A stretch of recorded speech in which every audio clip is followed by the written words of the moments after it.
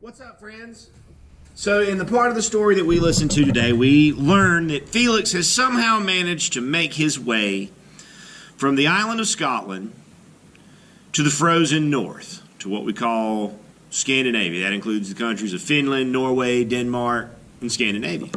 And Felix has found himself at a time where he is with the Vikings. Now, Vikings get a bad reputation sometimes, but they built some of the best ships in the world at the time. They were some of the best sailors and navigators in the world at the time. They established colonies and homes and settlements in the New World, in Greenland, and they tried in Canada long before any other European ever made it across the Atlantic Ocean.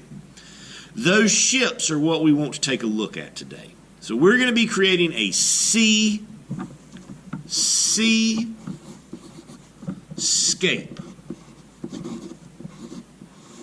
Now, I'm going to give you a second. I want you to guess it. In a Seascape, what do you think we're going to be looking at?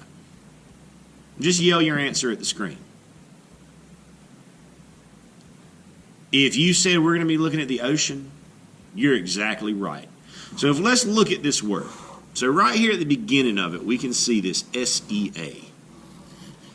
And S-E-A, a sea, is another word for ocean. They are synonyms, two words that mean the same thing. Now, yeah, so the Seascape, sorry, my brain just shut down for a second, I apologize. So we're going to make this Seascape. So we're going to flip over to the other side. Now, the first thing we want to do is we want to create our horizon line to separate the ground, or, let me rephrase, to separate the ocean from the sky. So when we do that, the ocean is usually not perfectly flat, so if our line has a little bit of wave to it, that's okay. We want to make that horizon line first. Okay? Next thing we want to do, if you need to pause the video as we go, that's fine. But next thing we want to do is we're going to make the hull of the ship. That's the part that we ride in. So we're just going to make two curved lines. Now, we don't draw the bottom of the boat because the bottom of that boat would be under the water right here. We can't see it, and if we can't see it, we don't draw it. So once we've got these two curved lines, we're going to make another curved line that goes from here across to here. Now the ship, right now we got something to ride in, but we don't have any way to move, so our ship needs a sail. So what we want to do is we want to make a big rectangle. That's our sail, and then we need a mast. That's the pole that holds the sail up so that the wind can push it. So we just need two straight lines to connect those two things. Now on our sail, one of the unique facts is that most ships had different sails depending on where they were from and who owned the ship and who was on the ship. It was a way for the people on the shore to tell who was going to be on the boat when the boat was coming in, to know whether or not that was dad or husband's boat. So what we want to do here is we want to create a unique sail for ourselves. So I'm just going to make something simple. I'm going to do stripes, but you could do any kind of pattern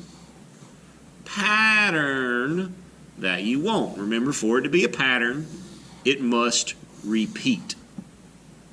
It must keep going. So I'm repeating this diagonal slanted line. Okay? And again, just pause the video, draw what you gotta draw, and then restart it. Now, we want to pick one side of this ship to be the front of our boat. Doesn't matter which side you pick, but we want to pick one side to be the front. And on the front of the boat, we're going to draw what's called a figurehead. Now, a figurehead was a piece of sculpture. It was carved into the shape of an animal. A lot of times carved in the shape of dangerous animals, things like bears or wolves. Or is very common, we see also a lot of sea serpent or dragon type figureheads.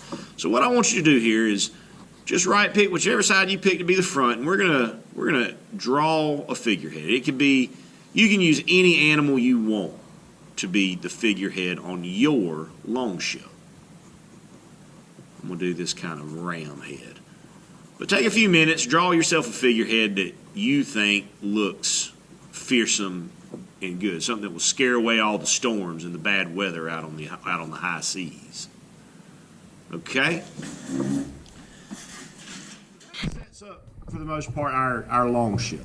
Now, something else that I want to mention to you is that one of the ways that one of the things that made Vikings such good sailors was their ability to navigate, to figure out where they're going and how they're going to get there. And one of the ways that they navigated was by the stars.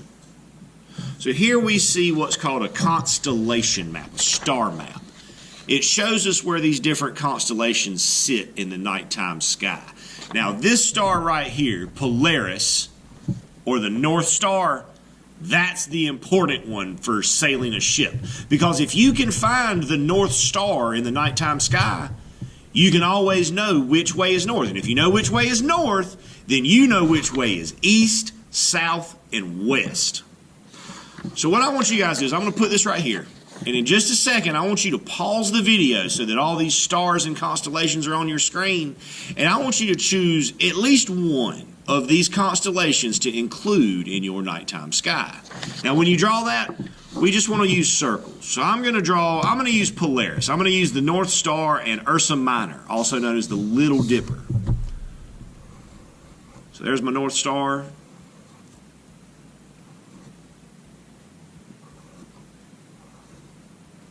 I'm going to have part of my constellation covered up by my sail.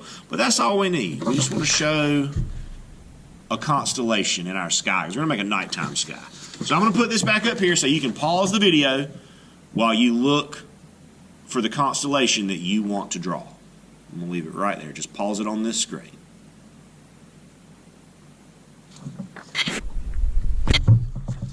So now that we've got a constellation in the sky to help us navigate, we've got a sail to help us move through the water, we've got a figurehead to scare off bad weather, and we've got this horizon line of the ocean to show us where the ocean stops and the sky starts. At that point, we're ready to color, y'all.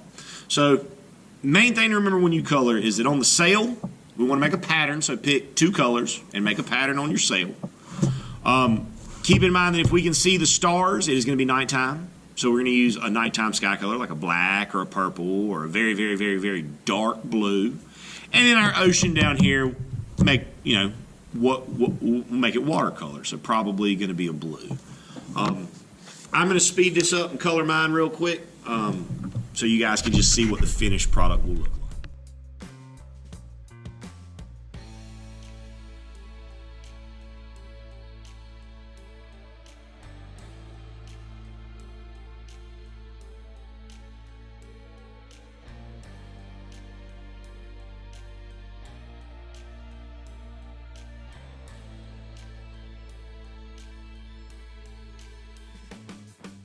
Okay, so here's my finished Seascape with a longboat in it. And a few things I want to talk to you about with coloring this piece of work. Starting with the things that you have to do, and then talking for a moment about the things that you can choose to do. So things that you have to do. Notice I've created a pattern. My pattern goes purple, red, purple, red, purple, red, purple, red, purple, red. Yours could be any colors you want, but on the sail, we must create a pattern, and for it to be a pattern, it must repeat.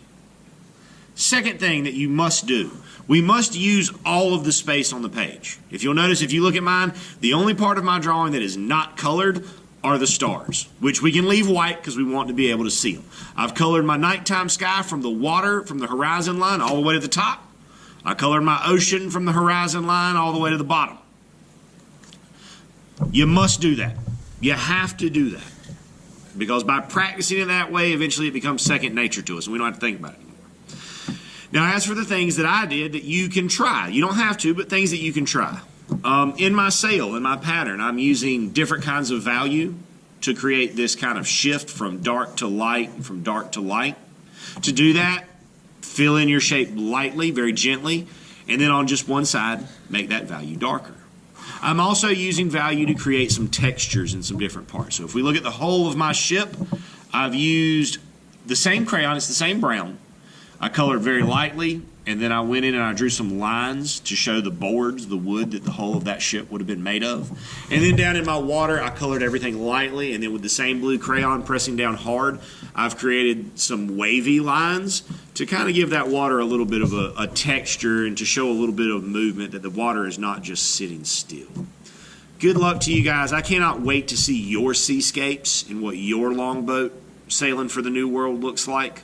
Until I see you again, take care of yourselves, and as always, happy arting, my friends.